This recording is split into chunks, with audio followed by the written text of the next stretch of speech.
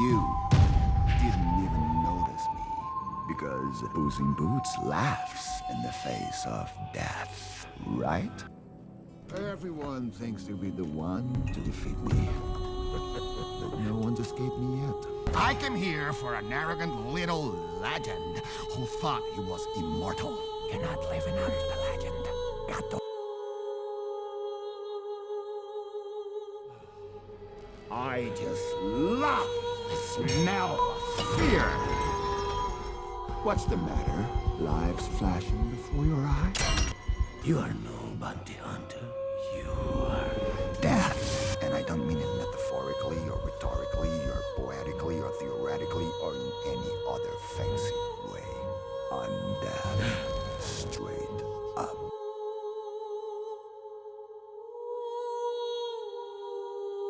Enjoy the chase, Gato. But I think we've reached the end now, you and I. How the heck is this children's movie? I was scared and yet I am still an adult. And you know what? I've got a reason why each and every adult was scared of this character. This character is an embodiment of a pure evil. He's intimidating, cruel, and a really amazingly created villain. But at the same time, he is likable, honorable, and reasonable. But how is that possible that he scares the living shit out of us? Simply, he is the Death. As he mentioned in the film, The Hunter, you are death.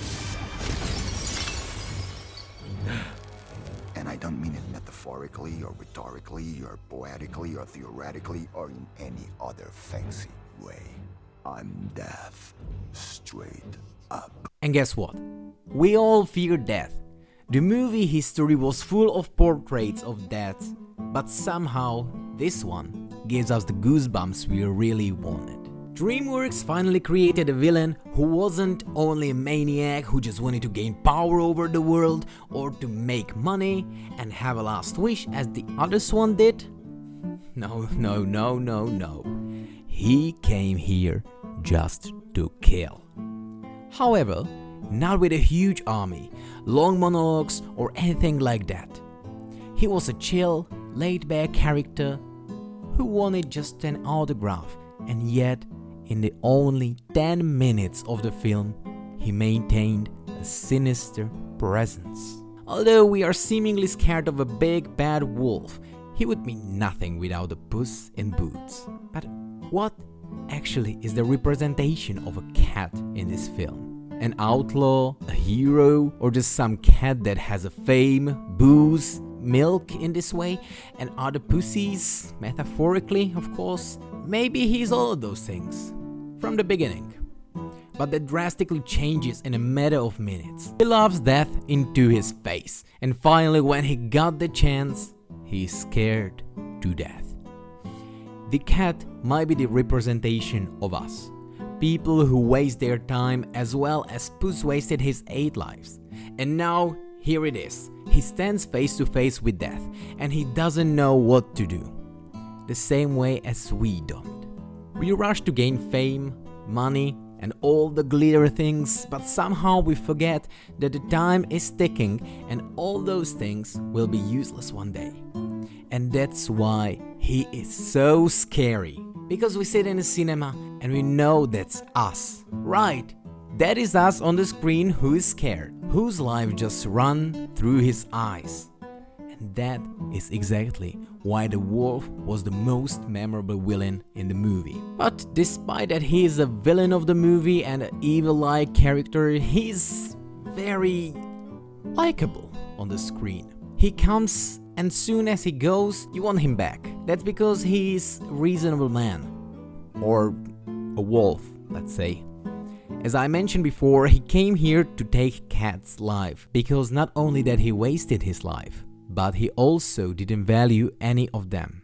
We as viewers, we understand. It's not the Dad's fault that it came. It's ours. In this case, Puss in the Boots' fault. We see that a wolf is not unfair. Now here's the question.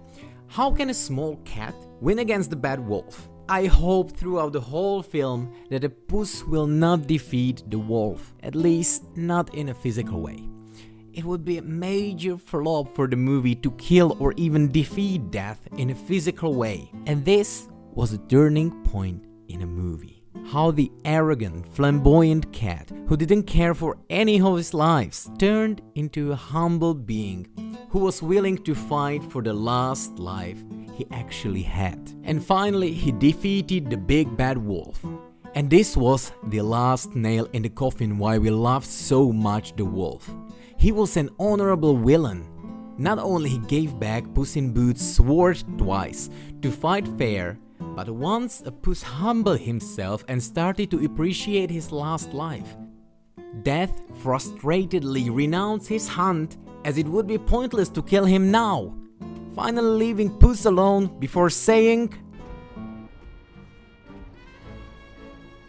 You know we will meet again, right? Sí, hasta la muerte.